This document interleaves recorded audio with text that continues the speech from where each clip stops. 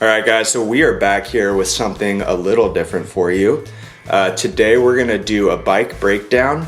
A lot of you have been asking and requesting for this, so RL is gonna go over the details of his S&M ATF.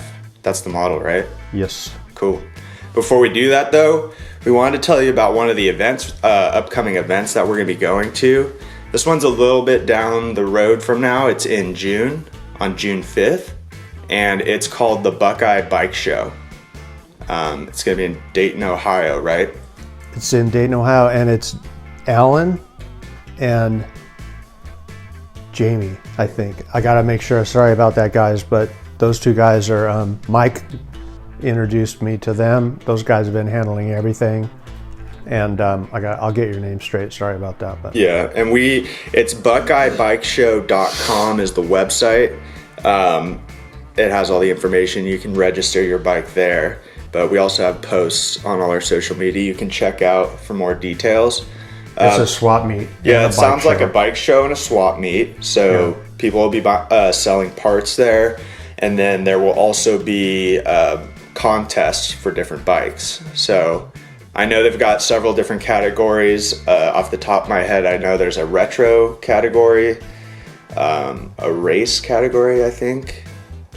Maybe old school, and there was a few, best in show, I think, or most rare or something like that. But if you visit the website, you'll be able to see all the details on that. I've never been to one of those shows, so this ought to be pretty interesting. Yeah, this will be my first one too. And I was talking to Alan and Jamie, God, I hope I got that name right. But the area that it's going to be in, it's at a college or something like that. Yeah, right? it's like a stadium at a college. Yeah, it's a nice area. It's really nice, and I've seen videos. Air conditioning.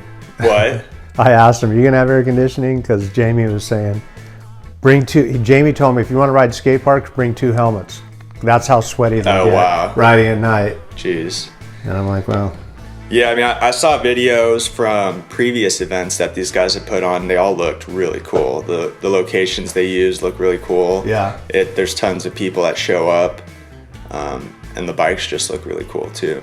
Yeah. Sweet. So we're gonna get into this breakdown of the S&M. Before we do that, though, I just wanted to show you guys really quickly one of the pairs of shoes that Etnies hooked us up with. This is the Veer Slip, as you can see. It's a slip-on, but it has the really thick Michelin sole at the bottom, so pretty soft on top, but around the gum line it's pretty thick. So I think this would actually be a good shoe for riding in, or if you want to just like cruise around, walking shoe type thing. That is cool as well. Nice. Yeah, and you know what I want to say is that one thing that's cool about Etnies is they came after, John contacted me. And they're like, we're like, hey, thanks for the shoes. And they're like, hey, thanks for doing this. And we appreciate that because, I mean, we're not getting paid for any of this stuff. And a lot of I paid for this whole entire bike. I got it at a discount from Flatland Fuel. But, I mean, we're paying for a lot of this. And the SC bike was given to me, but Dylan and Pat paid for theirs. So it's not like we're getting paid for this. So it's nice when people go, hey, man, thanks. We appreciate what you guys are doing. And so, John, we appreciate your support on these shoes. It's been good. Yeah, John Pova has been really cool.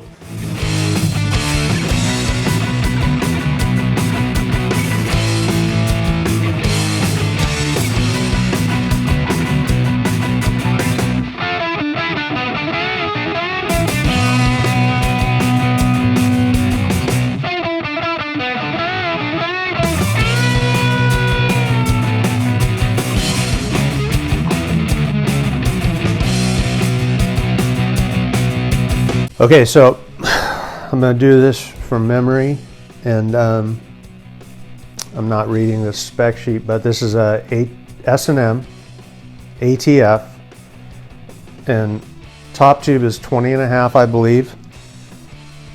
The rear end, I think, is 14.5, but I moved the axle up a lot and grinded the dropouts to make it shorter. Not really necessary, but I just didn't want to go to the store and get a chain. But anyways. Great frame, and these are Odyssey forks. These are really good too. They come with, the brake studs. There's no problem. with those forks. I love those things. It's called Flatwear. Okay. I know that. So the wheels, these rims are from Bike, which is S&M, or it's S&M's other company. 6061, it's probably T6 aluminum, 390 millimeter. 20 inch? 20 inch, yeah. And what tire pressure are you running in there? About 100 on these, 90 to 100, you know, it varies. And, you know, I was running a 2.25 or 2.10, I don't know, whatever those tires are. And these things, man, they're fast, it's quick. It's like, I'm still adapting. There's no resistance when you roll, there's no resistance when you spin, but it sure does quicken up everything. They're stiff too. They're stiff, yeah. Yeah, and it makes it look like, almost looks like you got just like a blade going around the wheel, but man, they really, your spin tricks can get really fast with those things. So yeah. Kind of an advanced tire. S&M stem, I believe. I think it's S&M stem. I know these are S&M bars. I don't know what height they are. They're higher than I usually run, like way back in the day, but the height of the bars is really good because it's easier to get the bike up to do things. Intricat. What? That's what it says on the bars. Intricat. I mean, it's like, you know, I pay attention when the bike's together, and then it's done. You know, I don't like sit at home trying to memorize everything that's on my bike. If it works, I don't really think about it. So it looked like an Odyssey gyro. Well, this is a snafu bottom thing, which I don't know if that comes from Odyssey or not, but everything else in here is Odyssey, I believe. And this is you know, it's a through fork where the stem mounts on the fork. There's not a big offset with the stem. And Odyssey has a pretty cool thing in here to run there's all kinds of room to run your POTS modification straight down through the forks. And you can still adjust your forks, you know, the back and forth movement. But this thing I really like. And I like the fact that S&M had holes in the side for these little L tabs, so you don't have to run that big ugly thing that hangs down there. So those were already, the holes were already tapped? Yeah, I didn't do anything on this. This thing came with the poles, or the brake studs were already on there. The brake studs were back here. And I'm running Odyssey Evo 2.5, I believe they are. Yeah, Evo 2.5 brakes front and rear. I think they're the same.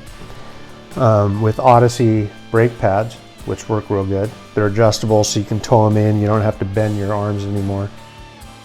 What about the handlebars? How do you have those set up a particular way, or are they just pretty standard? Well, that's where I like them. You know, if you get too far forward, then it feels like it's weird. Yeah. But I like it right here. And I definitely like taller bars. I was like, at first, these are too tall. Yeah. But taller bars help, especially when you're older. It's easier to get the front end up to do tricks and stuff. And you got ODI grips, it looks like? ODI grips that have no donut towards the lever. And they got the plugs in the end, which really saves us. They're really soft and they're real long, so you have a lot of room. Yeah, and they work great. They're not the super long ones that have come out, I don't think. Dylan's doing a nice job of wearing them in for me because there's a hole over here that I know I didn't put on, so. You're welcome. Thank you for that. And Tech 77 levers. And I mean, so these are Diacomp, I believe, is Tech 77. I got 100 pairs of levers in here. I've gone through all these things because these things are so hard to get.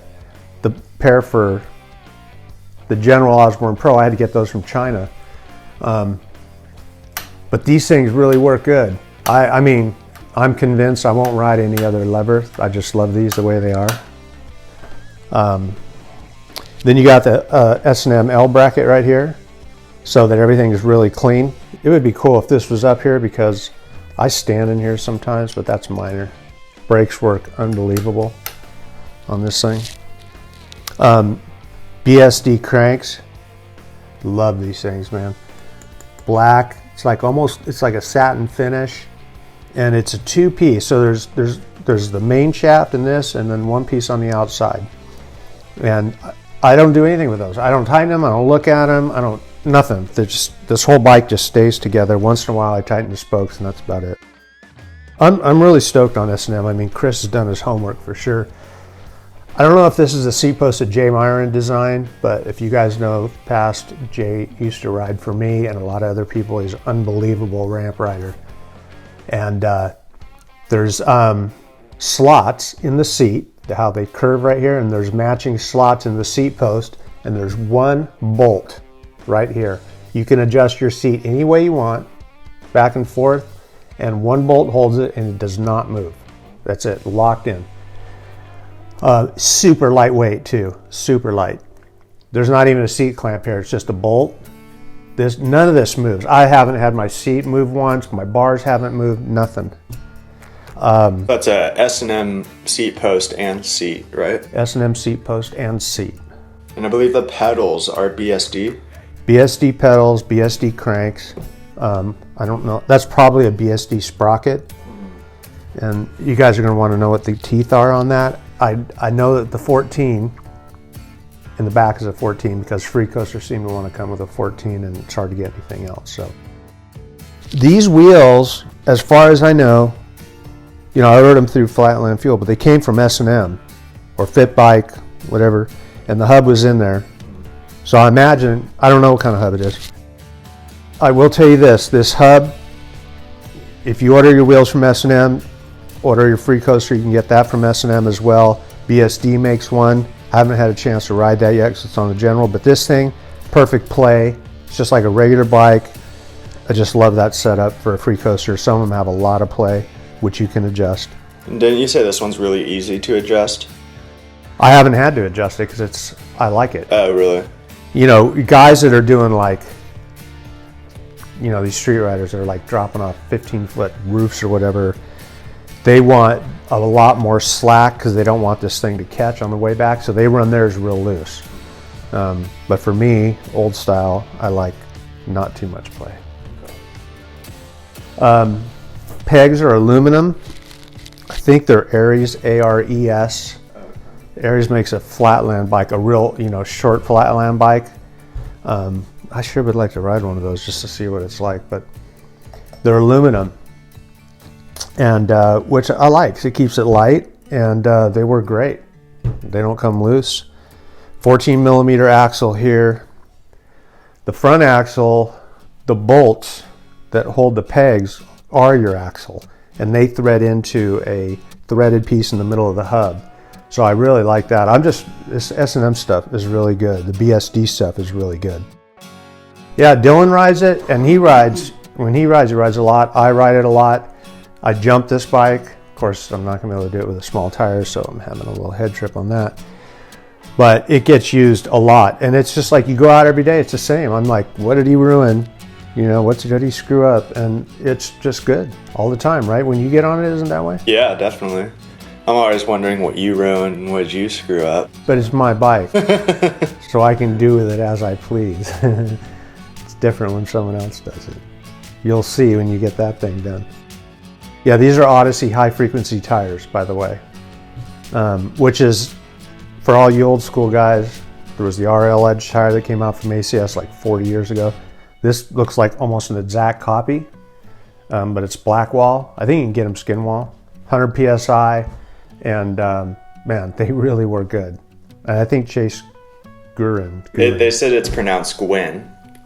Chase Gwyn, okay. I struggled with his name forever. I know exactly who he is. We know each other and he's unreal, but these tires are nice. So when I first got it, I had these Odyssey Evos have these nuts right here that hold the spring. It's a spring tension, and there's an Allen bolt that goes through there.